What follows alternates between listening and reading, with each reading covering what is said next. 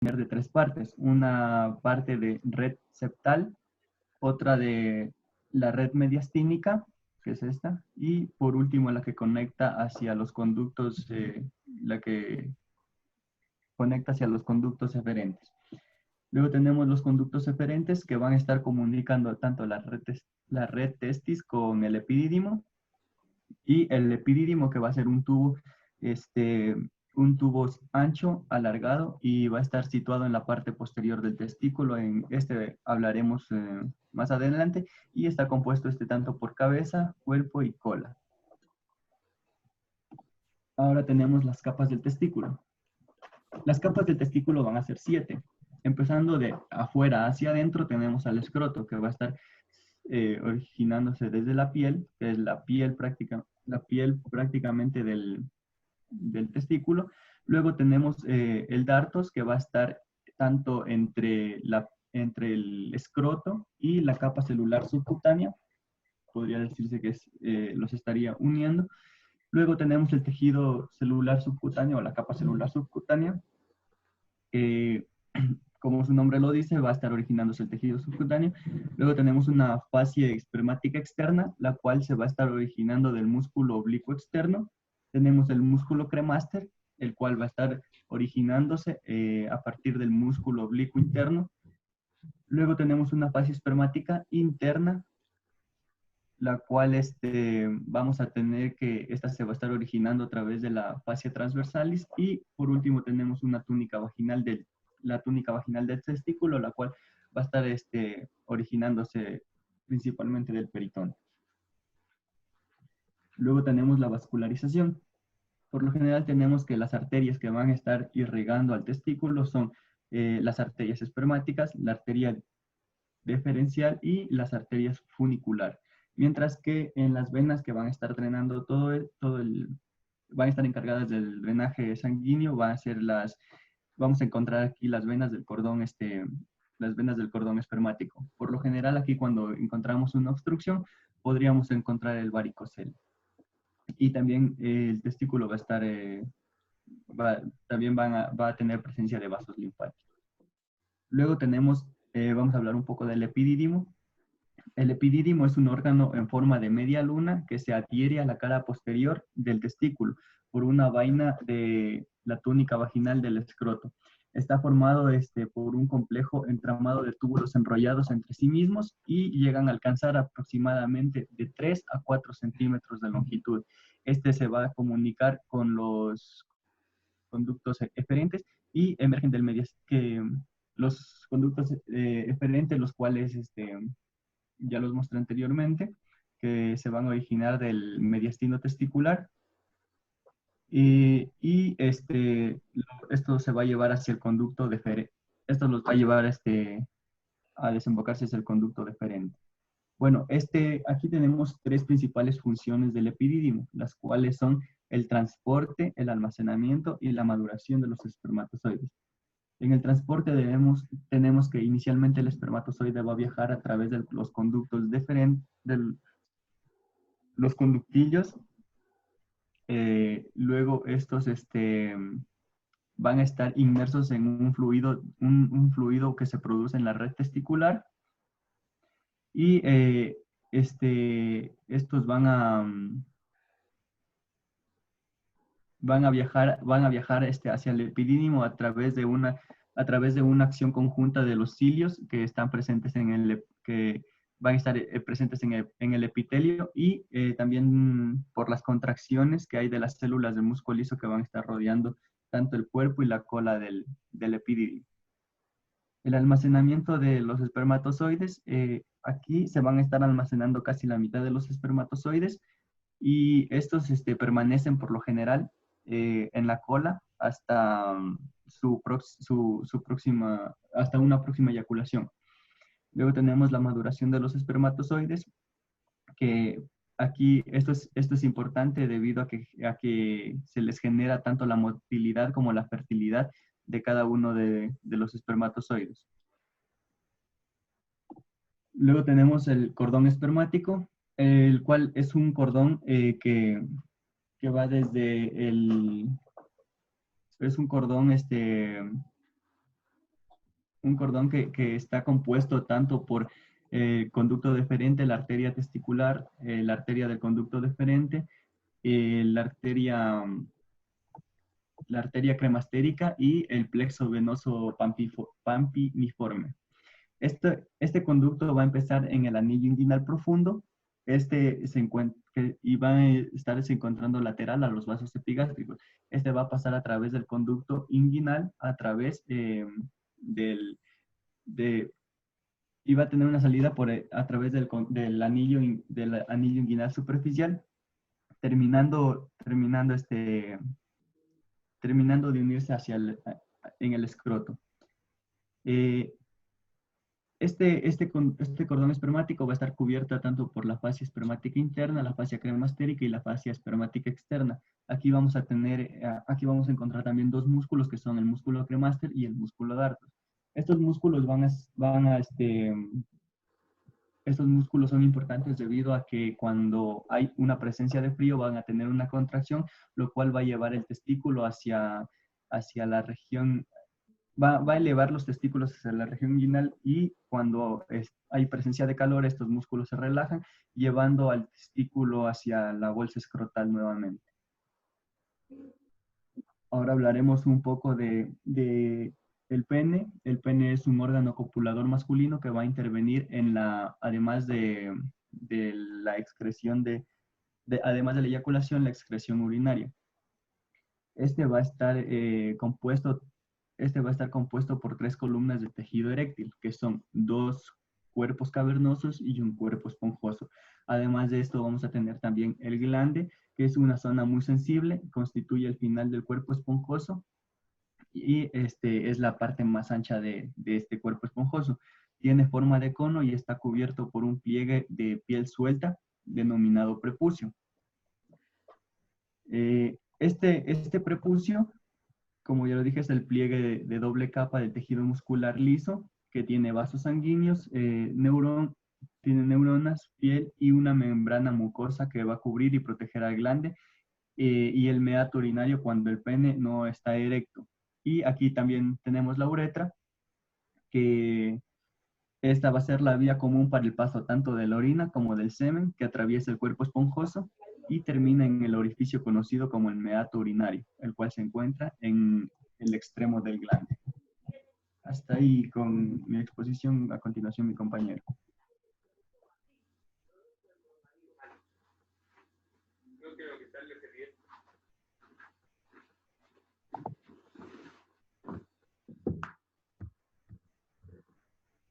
Dale, Brian.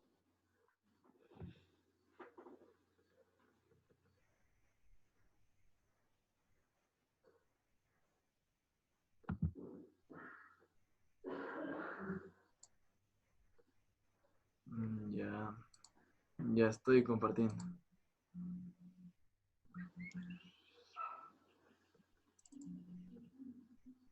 Ay. ¿Sí me escuchan o no? Sí te escucho yo al menos. Ya espérenme un ratito que de vuelta salió Zoom, no responde ahora. Ya. ¿Le responde o no? Ya ahora ya. ¿Tú vas a dar, Brian? Sí. Compartir. Aquí. Ya. Ya, ahí sí ven las diapos. Sí. Ya, buenas.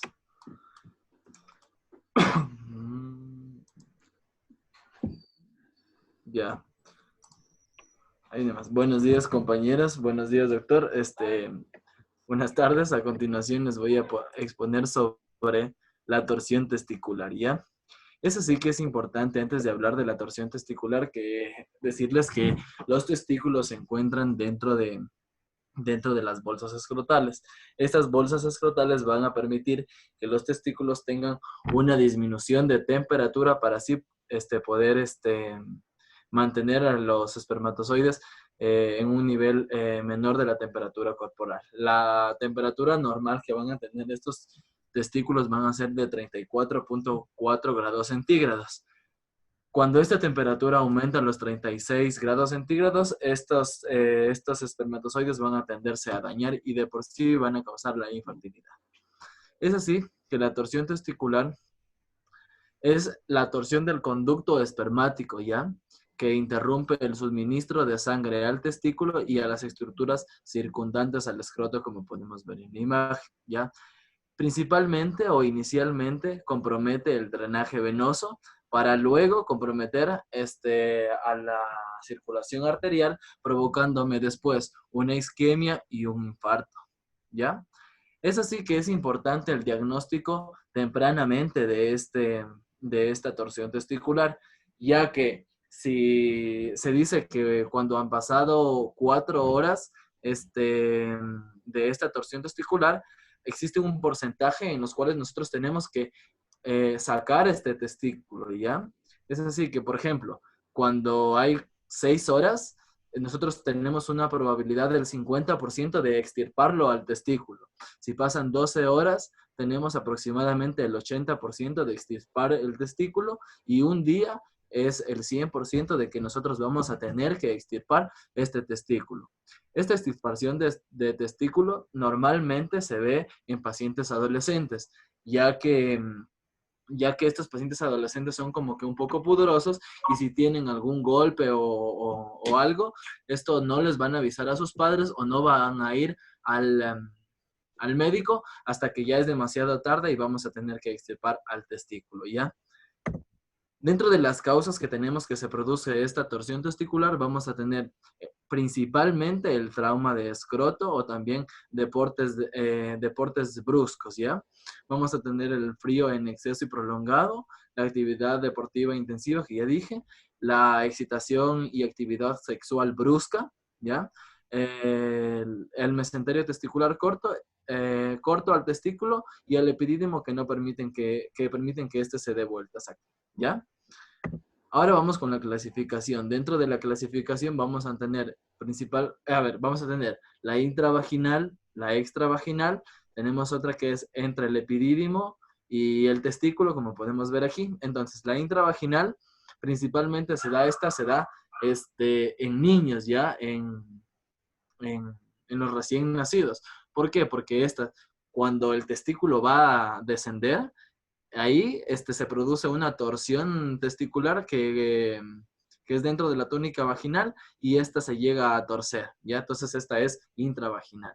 Vuelta a la extravaginal es en las personas ya mayores, en donde aquí se tuerce por encima del testículo, ¿ya?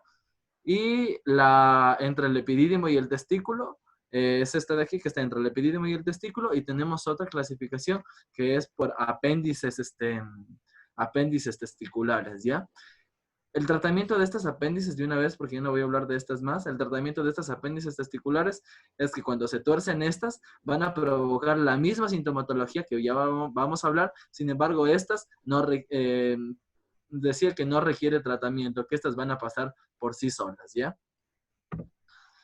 Siguiendo con la fisiopatología, dijimos que esta torsión testicular, como podemos ver aquí, va a producir, como ya dijimos, obstrucción venosa principalmente, trombosis venosa, luego va a comprometer la circulación arterial, trombosis arterial, isquemia y necrosis, ¿ya? Dentro de los síntomas vamos a tener como cardinal es el dolor testicular, el aumento del volumen testicular, náuseas y vómitos que proceden al dolor testicular, vamos a tener fiebre. Dentro de los signos vamos a tener dolor a la palpación, aumento de volumen, posición anómala del epidídimo y signo de Pren, que el signo de Pren es cuando el testículo se encuentra elevado, con diferencia al anterior. Obviamente vamos a también anomalías del epidídimo y eso. Dentro del diagnóstico diferencial es importante tener en cuenta la torsión de apéndices, ¿ya? Paratesticulares, orquiepididimitis, trauma testicular o escrotal, púrpura de Scholen-Henoch, edema agudo escrotal idiopático y hernia inguinal, apendicitis herniana y necrosis grasa intraescrotal y tumores testiculares. Que estos nos van a producir ¿qué? El aumento del testículo o también el signo de isquemia de este testículo con quimosis al lado del escroto. Por eso es esto. Ya, este es al final. Dentro del diagnóstico es importante tener en cuenta que vamos a hacer nosotros un eco Doppler color en donde vamos a poner el, Consultoro. ajá, ese que se me olvidó el nombre. Ese, y ya entonces donde No, vamos a ver dos cosas, de rojo y azul, en donde el rojo va a decir que sí entra sangre y azul que sale sangre. Entonces, por lo tanto, vamos a decir, vamos a ver si este testículo está recibiendo sangre, ¿ya? También decía que es la gamografía, pero que no es muy utilizada. Inclusive decía que este ecodoppler no es utilizado porque en el momento de las urgencias no vamos a tener disponible el eco Doppler Color. Por lo tanto, va a ser principalmente clínico para después pasar al quirúrgico, porque no siempre vamos a tener este eco Doppler Color a disposición. Dentro del tratamiento vamos a tener que es la orquidopexia, en donde vamos a hacer un corte aquí, a nivel de los dos escrotos, ya, del escroto, ya, por la mitad, y vamos a ir a sacar el testículo y le vamos a dar vuelta con la mano y a desenredarlo, ¿ya? Ya que se lo desenreda, es muy importante tener en cuenta que si nosotros encontramos, lo vamos a encontrar de otro color, depende del tiempo que haya evolucionado, ¿ya? Sin embargo, ya que le damos la vuelta, nosotros tenemos que darle aquí como un masajito, ¿ya? O sea, tenemos que ponerle compresas de agua caliente o gasas de agua caliente. ¿Para qué? Para que nosotros fomentemos la circulación sanguínea de este testículo y no lo perdamos. Si este testículo en media hora que nosotros le hacemos estos masajitos o le damos las gasas con agua caliente no se recupera, no vuelve a su color normal, como vemos aquí, no vuelve a su color normal, este testículo se tiene que hacer la orquidectomía, que es la extracción del testículo, ¿ya? Y el otro tratamiento es la orquidectomía. Entonces, como ya dijimos, esto se considera una emergencia, es una emergencia en la cual no va a afectar la vida del paciente, pero sí la vida del testículo, ¿no? Ya, gracias. Eso es todo. Oiga, bien.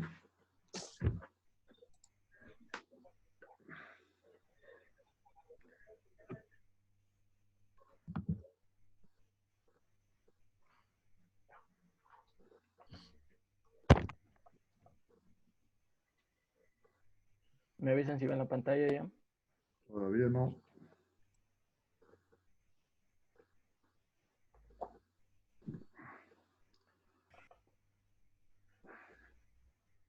¿Todavía no? Todavía no.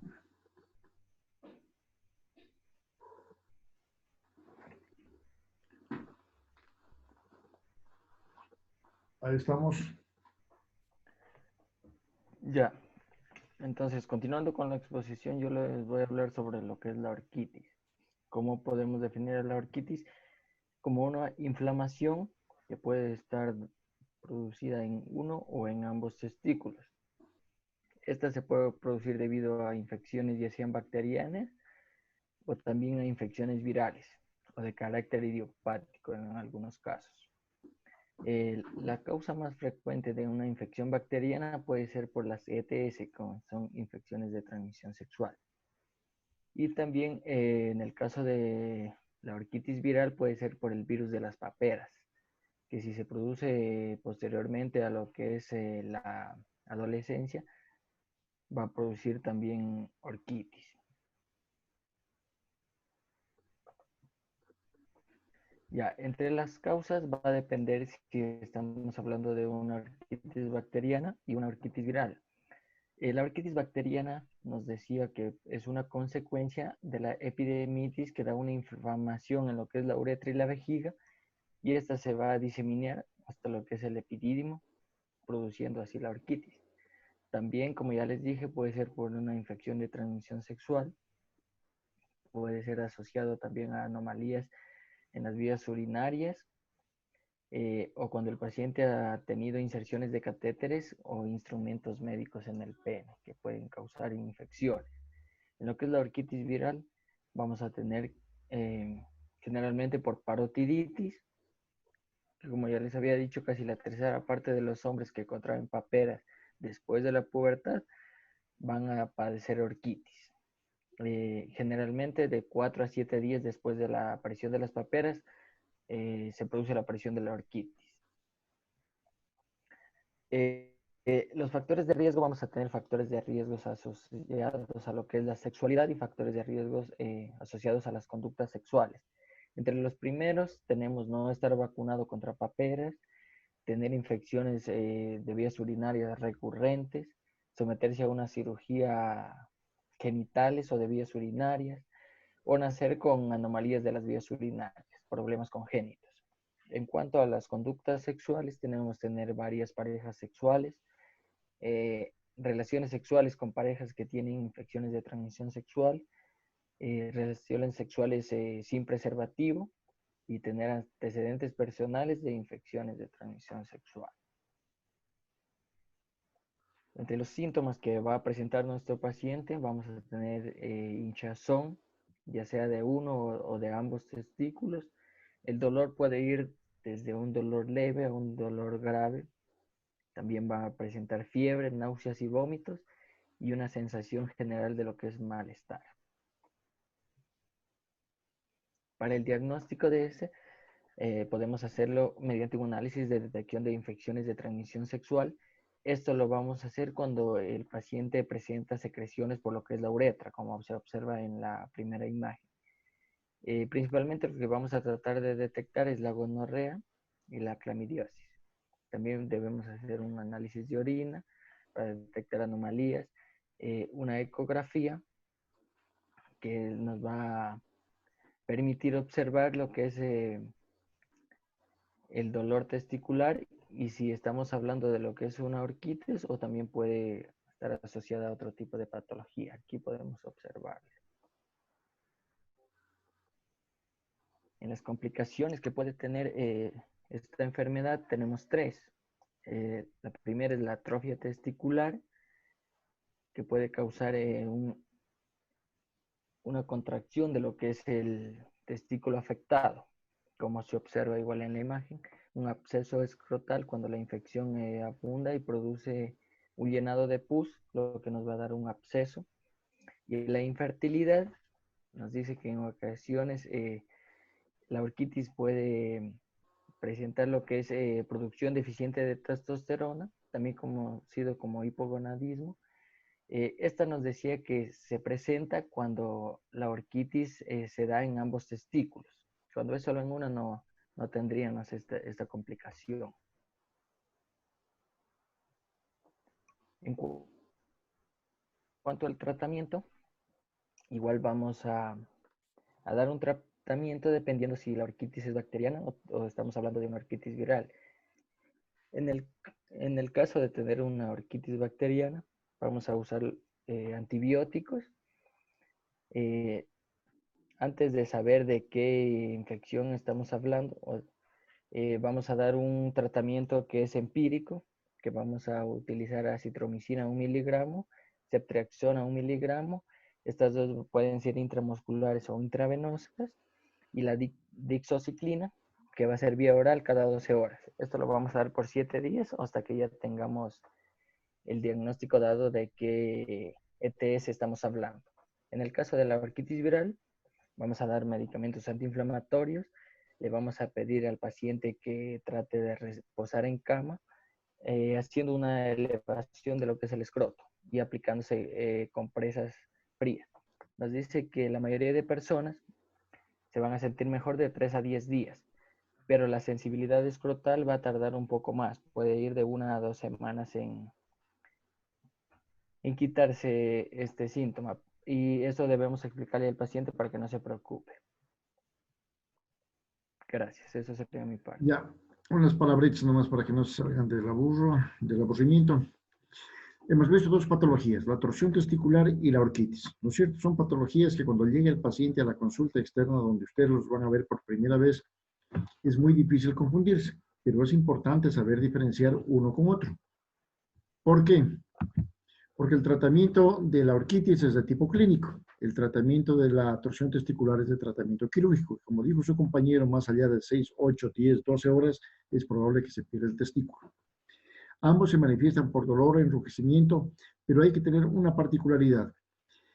El testículo que se encuentra obstruido tiene un antecedente generalmente de trauma, ejercicio intenso, es una malformación por falta de unión del testículo hacia la pared escrotal. Y el testículo se encuentra más alto, ¿sí? Testículo se encuentra, y como dijo su compañero, el signo de Pren, que se encuentra presente en ese nivel. Si nosotros tenemos una duda, tenemos que cotejarlo con el testículo que se encuentra sano. Si el testículo enfermo se encuentra más alto, es muy probable que se trate de una torsión testicular. Si el testículo inflamado se encuentra más descendido, más grande, es probablemente que solo sea de manejo clínico. El diagnóstico diferencial, cuando hay duda, como nos dijo su compañero que antecedió, el tratamiento, el diagnóstico se lo realiza mediante un eco. Entonces, si yo les pido, si yo les digo en el examen, si se pide, ¿aló? Está trabado. Hola. Lo escuchamos.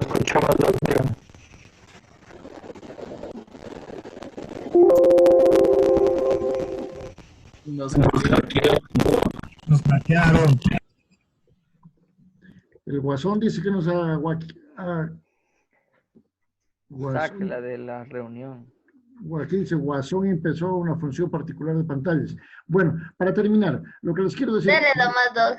Que si yo les digo en un examen, por ejemplo, el diagnóstico diferencial entre una torsión testicular y una epididimitis o orquitis, se basa en el dolor, en que el testículo enfermo en la orquitis se encuentra descendido, en cambio en la torsión se encuentra ascendido.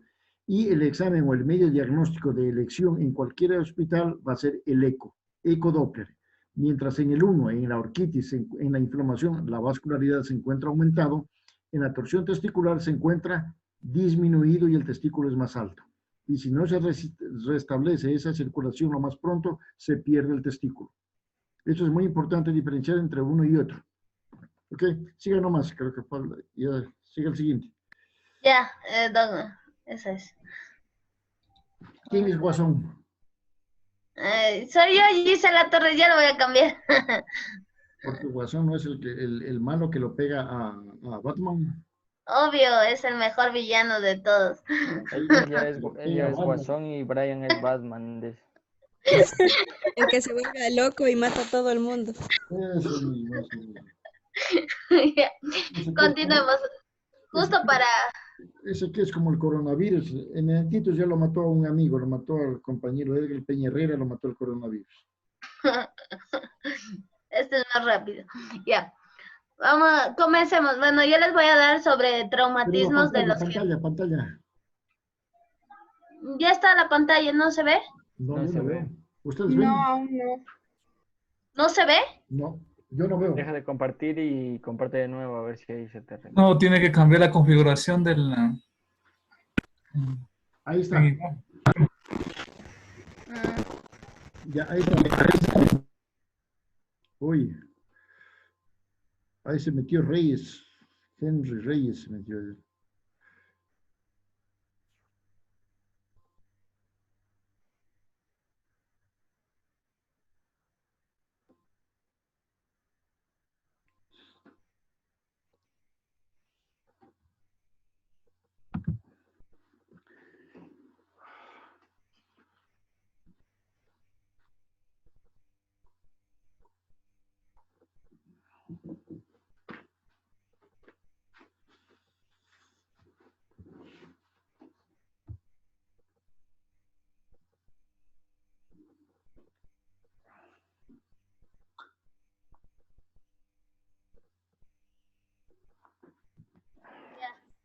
Espere. Falta la pantalla.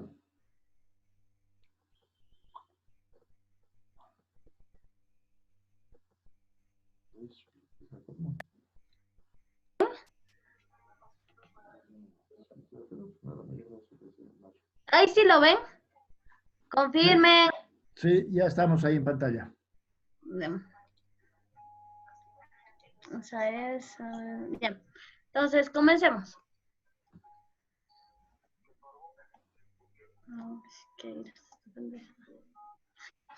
Vamos a comenzarles con los traumatismos de los genitales. genitales externos. Es aquella causada por un trauma contuso a nivel de los genitales externos. Es poco frecuente a nivel del pene, pero es más frecuente a nivel de escroto y también puede haber en algunas partes subyacentes a este. Es raro de las urgencias urológicas y solo se presentan 1 de cada 175,000 personas admitidas a los servicios de urología.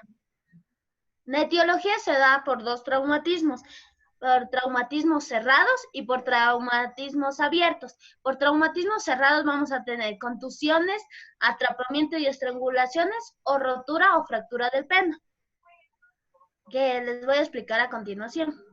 Entonces, dentro de las contusiones son aquella fuerza externa contra el pene, como vemos aquí en la imagen, suele ser poco frecuente, ya que la motilidad del pene protege a este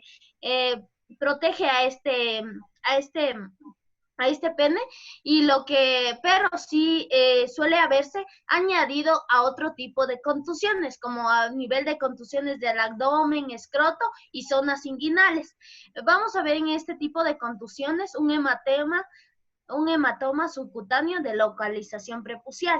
En cambio, otro tipo de traumatismo cerrado vamos a tener el atrapamiento y estrangulación. Este atrapamiento y estrangulación va a ser muy frecuente que vamos a encontrar en los niños, debido a las cremalleras, donde va a haber afectación del prepucio. Además, puede haber estrangulaciones al momento de que el paciente trata de mejorar su enuresis o incontinencia urinaria o en procesos de la masturbación. También se presenta en el que el hombre, por hacerse decir el chistosito, por ahí se pone un anillo o cojinete en ya sea en el acto sexual o en otra parte, y causa ese tipo de traumatismos.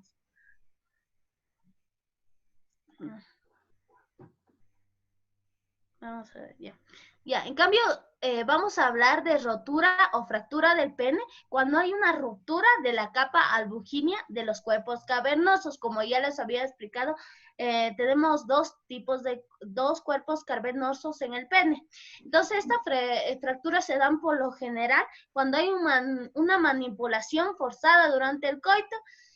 También se da en portadores de prótesis penianas. Por lo general, en esta rotura o fractura del pene, vamos a tener aquí un solo cuerpo, puede ser frecuente en un solo cuerpo cavernoso o en los dos, o también puede haber afectación tanto de la uretra distal.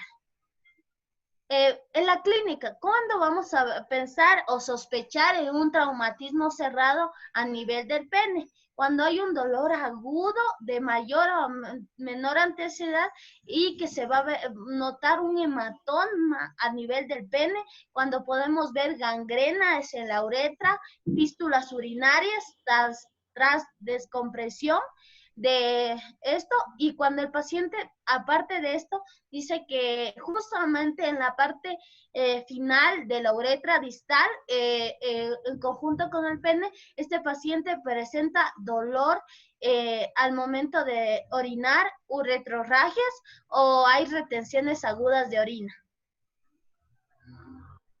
Ya. En cambio, vamos a tener los traumatismos abiertos. Estos traumatismos abiertos, se dice traumatismos abiertos porque ya hay un desgarro y ya hay el compromiso de los propiamente, ya se pueden visualizar estructuras internas del pene. Vamos a tener entre estos traumatismos abiertos heridas penetrantes por heridas de arrancamiento o por amputaciones. Vamos a tener por heridas penetrantes erosiones, por lo general por erosiones, por pinchazos, por arma blanca, por armas de fuego, ante mordeduras de los animales. Son bien frecuentes, o cuando ya ha habido una infección previamente a esto y el paciente tiene una sobreinfección, y en accidentes laborales. Vamos a tener heridas por arrancamiento. Esto es cuando hay atrapamiento de los genitales al momento de la vestimenta o por la maquinaria industrial, pero aquí ya pues hay un compromiso o ya se puede ver las estructuras internas del pene, y las amputaciones por lo general, la mayoría se dan por mutilaciones de automutilaciones del propio paciente, como vemos en esta imagen de aquí. Bien. Aparte de mencionar ese traumatismo cerrado y abierto, también se puede dar traumatismos por otros agentes externos. Puede ser por quemaduras o radiaciones. Por quemaduras podemos tener eléctricas, térmicas y químicas, mientras que por radiaciones podemos tener por la radioterapia o por neoformaciones en la sedena pelviana. Entonces, en la clínica que vamos a encontrar en este paciente va a depender de la intensidad y la extensión de las estructuras que haya afectado. Y siempre tener en cuenta que en casos graves vamos a encontrar shock. Entonces, para saber que el paciente tiene shock, ya sabemos que uno de los signos es que el paciente esté con piel fría, pálido, esté pegajoso, y hay alteraciones del estado de conciencia. Entonces, ahí es una urgencia urológica.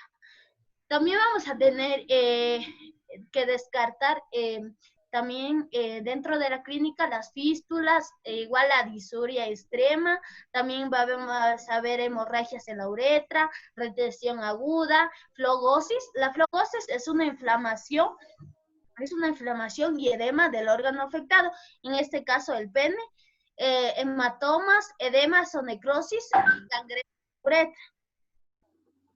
Vamos a tener para el diagnóstico. Para el diagnóstico, esto, un traumatismo, el principal diagnóstico va a ser la anamnesis. Entonces, la anamnesis vamos a tener una exploración del genital asociado a algunas manifestaciones clínicas. En los casos en que la lesión se va a asociar a hemorragias por debajo de la fascia de Coeles, que es la que vemos aquí, esta fascia de Coeles es una capa membranosa que separa la piel grasa de los músculos a nivel de la zona del perineo, que son el bulbo esponjoso, el isquio cavernoso y el músculo transverso del perineo. Ya, y estos suelen sobrepasar los límites del pene. Entonces, cuando hay afectación de estos, va a afectar tanto, no solo al pene, sino en esta parte que vemos aquí, también al escroto y al perineo. Entonces, vamos a hacer una palpación del hematoma, ver la incurvación que tiene el miembro afectado, descartar cualquier cuerpo extraño y poderlo extraer. Y edema prepucial distal, siempre tenerlo en cuenta, pues ante esto, sospechar hacer un diagnóstico con una uretrografía retrógrada. ¿Qué vamos a hacer en esta uretrografía? Buscar si hay una estenosis o lesión ureteral. También podemos hacer un eco, que ya lo había mencionado anteriormente, o una resonancia magnética, pero para buscar compromisos vasculares. En el caso de que el paciente ya tenga una disfunción eréctil, podemos hacer una cavernosografía para buscar sospechas de fugas venosas. Ya. Ahora vamos a tener los tipos de tratamiento según el traumatismo que sea, ya sea cerrado, abierto o agentes externos. Por traumatismo cerrado se van a dividir según la lesión que tenga el paciente. En una contusión simple vamos a decir al paciente que tome reposo y analgesia. Además de recomendarle antiinflamatorios y frío local. Mientras que si el paciente tiene hematoma, debemos de pensar en signos clínicos de shock. Podemos hacer una exploración quirúrgica o una evacuación por desprendimiento de la zona y el control de la hemorragia. ¿Se acuerdan? En los estrangulantes por anillo, vamos a retirar el elemento compresor y luego tratar como una contusión simple, o dependiendo del tiempo que haya estado, puede ser tratado como un hematoma. Y en el caso de una ruptura de albuginia, vamos a suturar los mismos puntos sueltos, que por lo general se daba por prótesis penianas que tenían previamente estos pacientes. En caso de traumatismos por lesiones externas, vamos a hacer una colocación de un catéter vesical que nos permita comprobar la inmunidad de esta uretra. En cambio, en un traumatismo abierto vamos a hacer una reparación quirúrgica para tratar de prevenir la pérdida total de la sustancia de cada uno de estos tejidos. Además vamos a aliviar el dolor, obviamente con analgesia, vamos a hacer una protección antibiótica y sobre el área que está desnuda vamos a aplicar compresas húmedas de suero y de suero salino. Además, 8 a 2 días después, podemos pensar en aplicar algún tipo de injertos.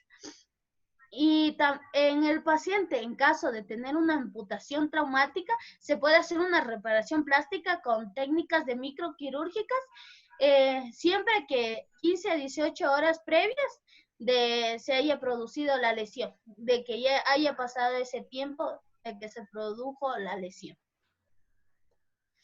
Ya. Otro traumatismo que es mucho más frecuente que el traumatismo de pene es el traumatismo del escroto. Este traumatismo es mucho más frecuente y se da en pacientes jóvenes, en pacientes que tengan abundante actividad física, y la incidencia es entre los 20 y los 25 años. Vamos a tener que, igualmente que anterior, estos van a haber dos tipos de traumas, un trauma abierto y un trauma cerrado. El traumatismo cerrado, no afecta a la piel, afecta a la piel escrotal, pero no produce ni desgarros ni aperturas, mientras que el abierto, en cambio, sí vamos a tener una lesión y vamos a ver el desgarro de la bolsa escrotal, lesión de los órganos intraescrotales, salida o de las mismas, o podemos visualizar la bolsa de testículo. Ya. Dentro de las lesiones escrotales vamos a encontrar equimosis, hematocele, que es la presencia de sangre a nivel de testículo, hidrocele, que es la presencia de fluidos a nivel de testículo. También podemos encontrar hematomas en la piel y las cubiertas, como vemos aquí, y una rotura del gobernáculo de testis. Esta rotura del gobernáculo de testis es la parte inferior del cordón espermático, se le conoce como el gobernáculo de testis. Cuando hay una ruptura a nivel de esto, podemos sospechar en una lesión escrotal. También siempre tener cuenta que un desgarro o pérdida del plexo pampiniforme, que es aquel que son las venas que van a encontrarse a nivel del cordón espermático, son parte de las lesiones escrotales.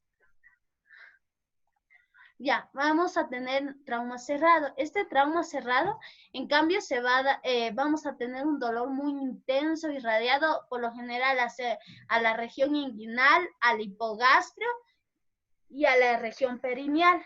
Además que vamos a tener un hematoma intraescrotal en estos pacientes. Entonces, el diagnóstico, ¿qué vamos a hacer? Primero, exploración física. Vamos a ver si vemos hematomas, las lesiones, el paciente cómo ha estado, en donde vamos a analizar la anamnesis previamente, cuál fue la causa. Como siempre debemos de saber, siempre buscar la causa antes que darle un tipo de analgesia al paciente. Hacer un eco si es indispensable cuando sospechamos de compromiso vascular, una radiografía en el abdomen si hay algún cuerpo extraño a nivel de abdomen. Una preguntita, ya va a acabar porque me está llamando en este ratito para el examen complexivo. Sí, en unos 2 minutos ya acabo. No, acábalo de una vez porque eso yo no les voy a preguntar. Trauma testicular no les pregunto porque tengo que entrar a la red. Ya, entonces ahí ya acabo, entonces. Bien. Ya, gracias. Gracias. Chao, muchachos, tengo que salir a la... Ya, gracias, hasta luego. Gracias. Claro, gracias. Gracias, Doc.